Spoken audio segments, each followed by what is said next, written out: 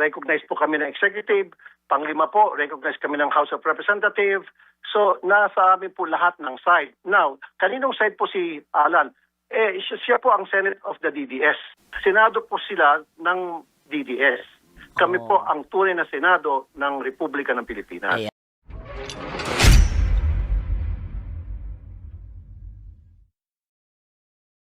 Tama. Apo. Senator, babalik ako sa politika, isa lang bago Okay, ka namin bitawan. Ang sabi kasi ni Senator Alan Peter Cayetano, dalawa daw yung Senado. Senate of the Philippines and Senate of Malacanang. Pinatutungkulan po yung grupo ninyo. Payag ba kayo doon na ang Senado ay kontrolado ng Malacanang? Dinidiktahan daw ng Malacanang? Sir Alvin, maling-mali po yung sinabi ni Alan Peter Cayetano. Number one, kami po ay nag-take over by virtue of yung tinatawag po na jurisprudence. Alam naman po natin, Supreme Court 1949, Avellino versus Cuenco. Marami po. Tapos marami pa pong president after that. Yung kay Drilon, May 5, 2015, na nagkaroon ng quorum dahil sa 12 na members present. And then, on top of that, marami po mga dean, mga professor, sa iba't ibang university ng law, IBP. at saka mga ex-justices, IBP, Oo. na pumapanig po sa amin na kami pong legit. Tapos pang-apat po, recognized po kami ng executive. Panglima po, recognized kami ng House of Representatives. So, nasa amin po lahat ng side. Now, kaninong side po si Alan? Siya po ang Senate of the DDS of the people. Paano Pakiulit, yun? Naputol, naputol. Senator Rafi, paano yun? Senate of the DDS po siya. Okay. So kung akusasyon Senado, yun. Senado po sila ng DDS. Kami po ang tunay na Senado ng Republika ng Pilipinas. Ayan. Ayun, oo. So, kanya-kanya. Feeling ko naman hindi papayag si Tulfo, yung dalawang Tulfo, o di kaya si Gatchalian, na magpadikta sa sa gusto ng Malacanang. Ay, oo. Kasi ang Senado, bastion yan ng independence, partner. Hindi ba, Senator Rafi? Opo, tama po kayo dyan, Sir Alvin, Ma'am Doris. Never po talaga kami nagpadikta sa Malacanang. Never, at hindi po mangyari yan. Siguro sila po nagpapadikta sa DDS, kaya takot na takot sila kung ano, lahat ng kilos nila. Depende kung ano po yung maniubra ng mga trolls nila sa DDS. Doon po sila sumusunod. Doon sila, yun po atang kumukumpas sa kanila. Tingnan niyo po, lahat po ng mga post ko sa social media, kahit na napakaganda po yung mga accomplishment ko, achievements po na ipopost ko po sa social media, nandun agad yung mga trolls ng DDS. Nandun po yung nangaasar, hindi ko naman po pinapansin. Ito po base po sa sinasabi ng aking mga taga-coms. Kasi ako po, hindi naman ako nagbabasa na at nanonood sa social media dahil alam ko naman po mangyari. Puro naman mga pang-asa dyan. So sinasabi po sa akin ng coms, Sir, sabi, lahat ng post natin, puro na lang kantsaw at puro mga kabastusan at basura. Sabi ko, anong desisyon nyo? Wala, sir, wag mo na lang panoorin, wag mo na lang basahin. So, gano'n na nangyari. Dead Hindi na ako Macels na nagbabasa. lang. Dead Opo. Macels. Kasi mukhang may campaign laban sa inyo ang mga DDS na Bakit parang kamo? unfollow. Bakit kamo? Unfollow yung mga Tulfo. I don't know kung anong reaksyon ni Senator Jan. Oo. Hindi lang po ako, pati si Erwin, pati lahat po kami na 11 talagang tinitira ngayon po ng DDS. Lahat po ng kumukontra doon sa side ng grupo ni Alan Peter, binabanata talaga kami. Alam niyo naman po yung troll siguro, di po ba? At hindi po ako galit sa mga troll, ha? Totoo po yan, from my heart. Hindi po ako galit sa mga troll. Dahil naghahanap buhay lamang po sila. Kasi nga po, kung tinanggal mo sa kanila yung pagiging troll, ano pa po ipapakain nila sa kanilang pamilya, di ba? Pagbabayad ng kanilang rent at bills. So, trabaho lamang, walang personalan. So, I don't have anything against them, truly. Opo, Kasi opo. naghanap buhay lang sila. Oh. Sen, hindi kaya ang dahilan kung Kaya bakit... naghanap buhay na baloktot. Pero okay na rin kaysa magnakaw. Ayun, tama. May tama Diba? naman. May tama Opo. ka doon, Sen. Di ba, Nego? Pero yung meron kayang katotohanan yung sinasabi ng ilang mga kaibigan kong Marites na kaya ka tinatarget ng mga ganitong klaseng negative, pati na rin yung kapatid mo na si Sen Erwin, ay dahil paunti-unti ay kayo ay pumapantay na doon sa isang nagdeklara na siya ay tatakbo. For Samantalang kayo... 2028 elections. Oo, for 2028. Samantalang kayo, nagdeklara naman po yung magkapatid, ayaw namin. Yan nga po, Ma'am Doris, Sir Alvin. In fact, 2 years ago pa, meron po lumabas na survey na lamang ako, pumapantay ako, o mababa ako ng konti lang kay VP Sara. Doon po nag-umpisa yung mga trolls against me. Nung hindi pa po lumabas yung mga survey na yan, wala po nagtutroll sa akin. Maging kay Erwin ngayon, recently, nung gumaganda yung survey ni Erwin. Kaya nga po, sinasabi ko palagi namin ni Erwin na sa mga survey companies, na huwag niyo na po kami idamay sa mga survey yan because we're not interested. So yung ibang tao na lang na sa tingin nyo na talagang may balak tumakbo. Nandiyan naman si Sen Risa, nandiyan si Sen Bam, nandiyan si Ma'am Lenny o Mayor Lenny. Ang dami po ma-interesado. Nandiyan po si Mayor Magalong, nandiyan po sino pa, Senator Trillanes. There's so many of them who are willing. So sila ilagay sa survey, wag po kami. Nandiyan pa si Secretary John Vic Remulla Oo. na Pwede, pwede pero- naman din maging pambato ng Malacanang. Pero Sino Sen, pa ba dyan? bakit ayaw po ninyo? Naku sir, sakit sa ulo lamang po yan. I'm very happy and contented dito po sa Senado na marami po akong nagagawa. Marami po ako na ipapasang batas. Marami pong mga lumalapit sa akin, nagtitiwala sa akin na nabibigyan ko solusyon yung kanilang mga problema. Nais ko pala i-take this opportunity na sinabi ni Pulong na ako raw ay pang-away asawa lang daw mga ginagawa kong pagsusolve na problema. Para sa informasyon ni Pulong at ng mga taga Davao, marami na po ako manasolve ng mga problema sa Davao na imbis na lumapit po sa kanila, pupunta po all the way from Davao, bumibiyahe po sa RTIA Action Center dito po sa Mandaluyong at nabibigyan po ng solusyon. At kung titingnan po ni Pulong at lahat ng mga nagsasabing pang-asawa lang ang susolve ko ng problema, may resibo po yan sa YouTube by the thousands and hundreds of thousands every day, iba't ibang klaseng problema. Particular po sa labor. Ang dami ko na po na problema sa labor. By the hundreds pupunta po dyan, nasusolve ko po after a day or two na ibibigay po sa kanila mga sweldo. Yung mga community problem na 10, 15 years na hindi na susolve yung kanilang kalsada, yung may mga problema dyan sa mga basura, nasusolve ko po.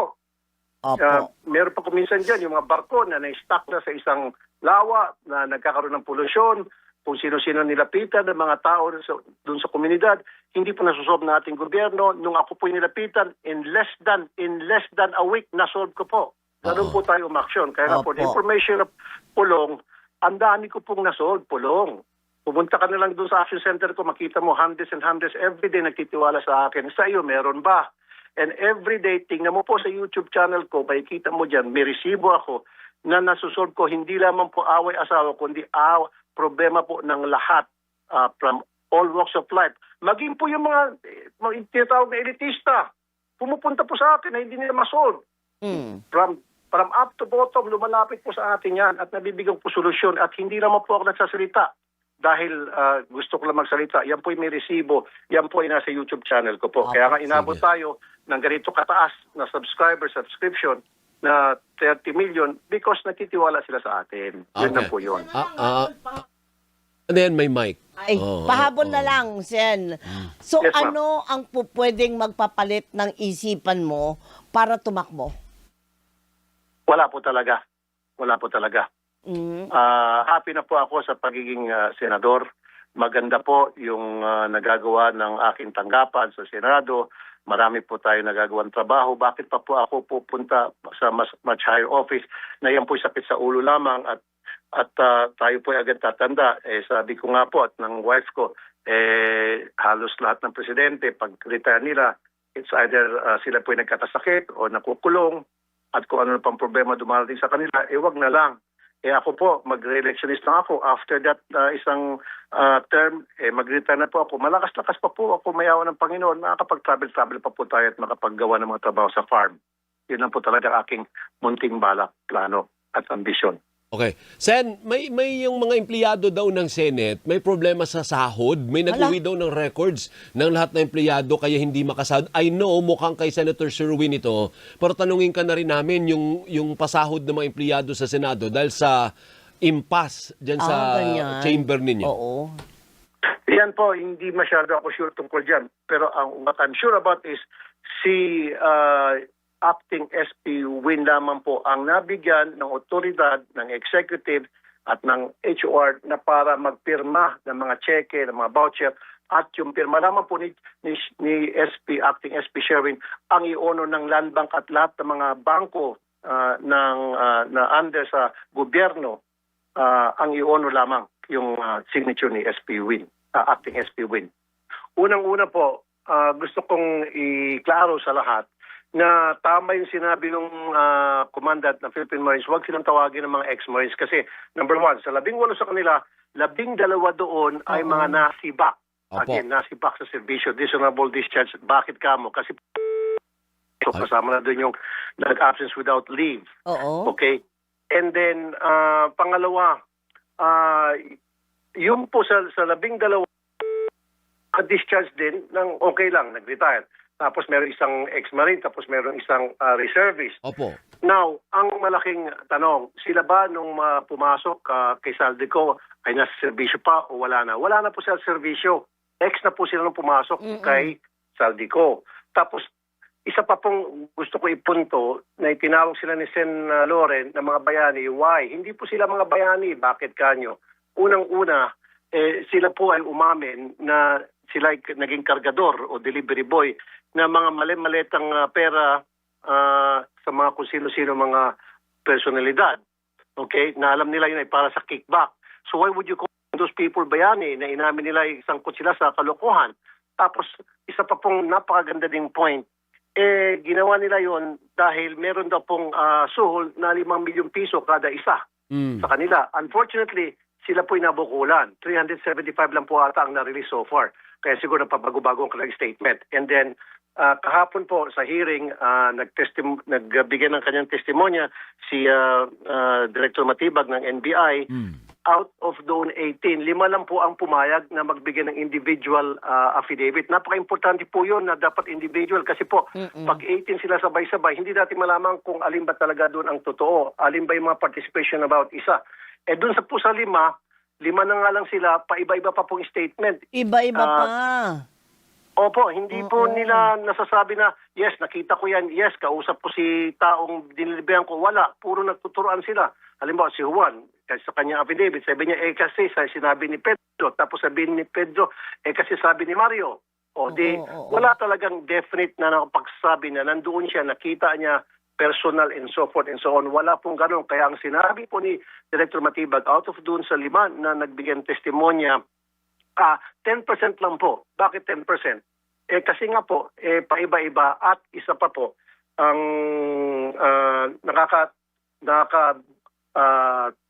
tawa nung sinabi ni Matibag, 10% lamang. Dahil yun po, sinabi nila, okay, kami po ay ex-marine. Kami po ay nakatira sa ganitong lugar. Ako po si ganito. Ito po yung edad ko. Yun lang daw po ang tama. Kaya 10% tama.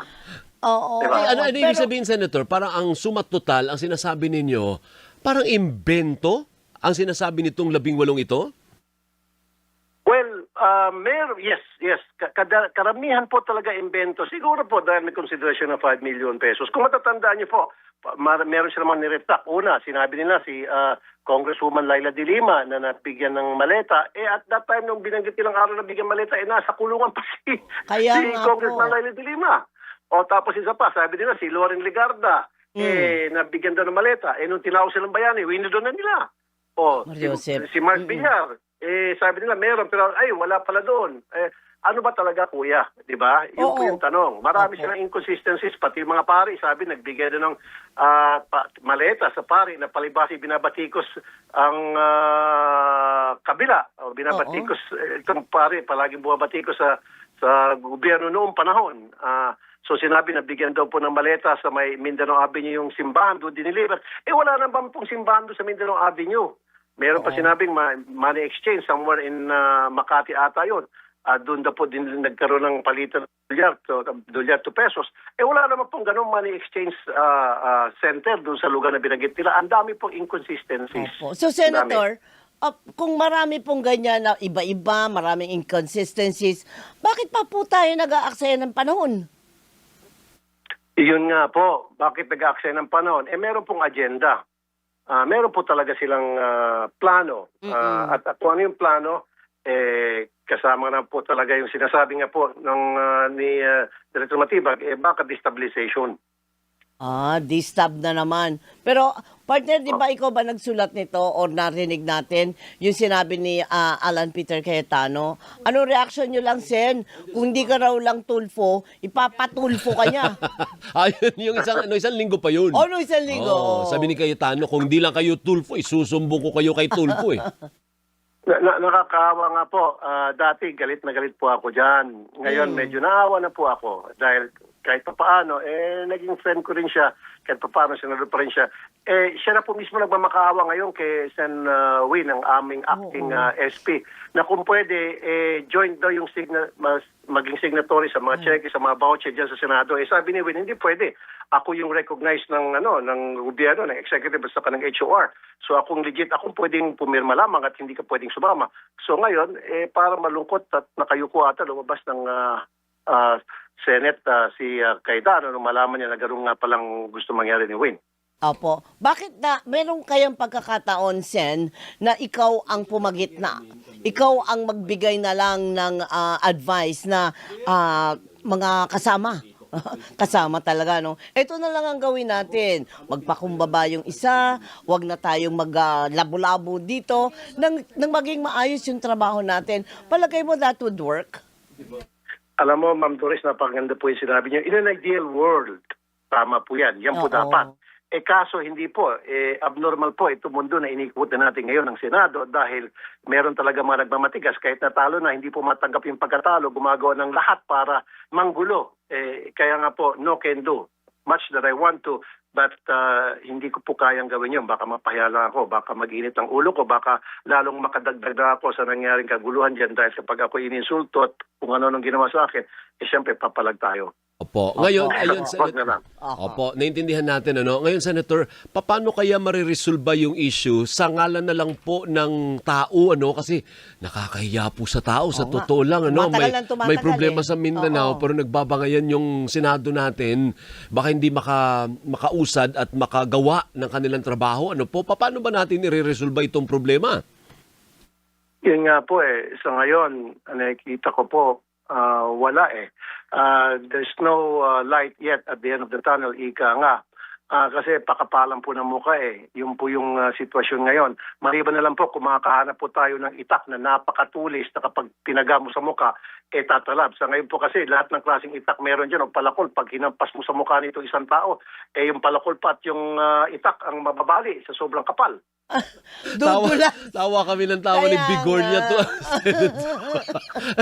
Kawawa naman yung ganun kakapal ang mukha. Kawawa ang palakol at itak. Kahit lalong pinakamatulis na samurai dyan, galing pa sa import mo galing sa Japan, panahon pa ng samurai era. Kunin po yung gold pa na samurai, hinampas mo sa mukha nitong isang tao, yung kawawa naman po yung samurai, mababali. Diba? Pati yung mga palakol, pinakamagandang palakol dyan. Pati nga yung naman tayo, pamputol nung mga troso. Pag yun. Grabe kayo, Sen. Ano ba yung tawag nun? Yung... Chainsaw. Chainsaw. Chainsaw. Chainsaw. Kumuha po kayo. Pinakamatibay na chainsaw yan. Pag ginano mo sa buka ng isang taong yan, naku yung chainsaw, mababali po talaga. Masimahala kayo sa atin. Susumaryo. Isa nga po, kahit na yung kidlat. Alam mo, kumidlat, tinaman yung mukha niya. Naku yung kidlat, babounce back. Babalik sa langit.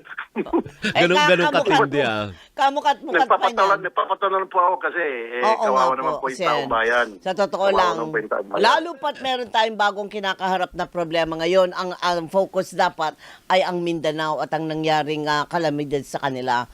Pero baka kamukat-mukat mo, yung chainsaw, kasuhan itong tao na to.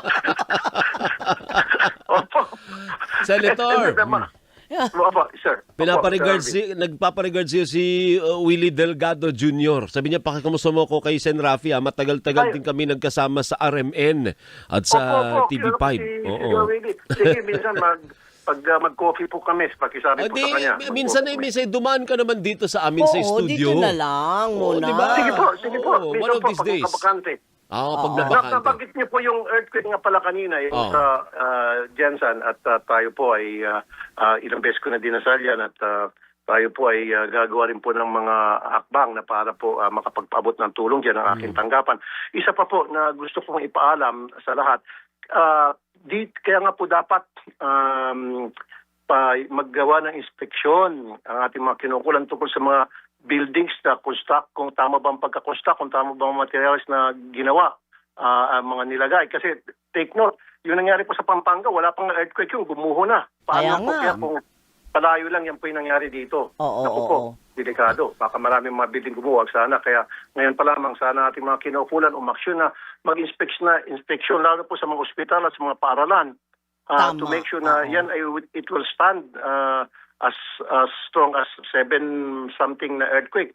Di ba? Oo. Tapos dapat ngayon pa lamang gumagawa na sila mga reinforcement sa Opo. mga buildings na tingin nila medyo luma na. Pero Sen, marami na po mga pulisiya na ganyan. Matagal na po yan eh. Kaya lang, time and again, makikita lang yan, mapapansin lang kapag nagkaroon ng kalamidad. Alam na po natin ang dahilan, alam na this, Senator, kung bakit nakakapasa, bakit nagkakaroon ng permit. Magkano ako riyan?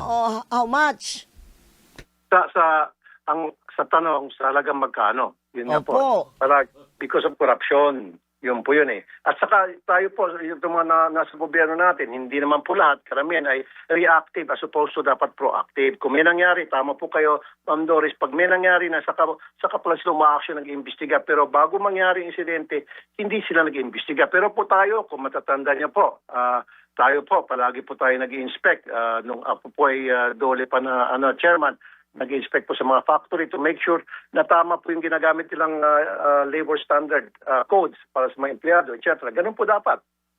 Kaya Tama, nga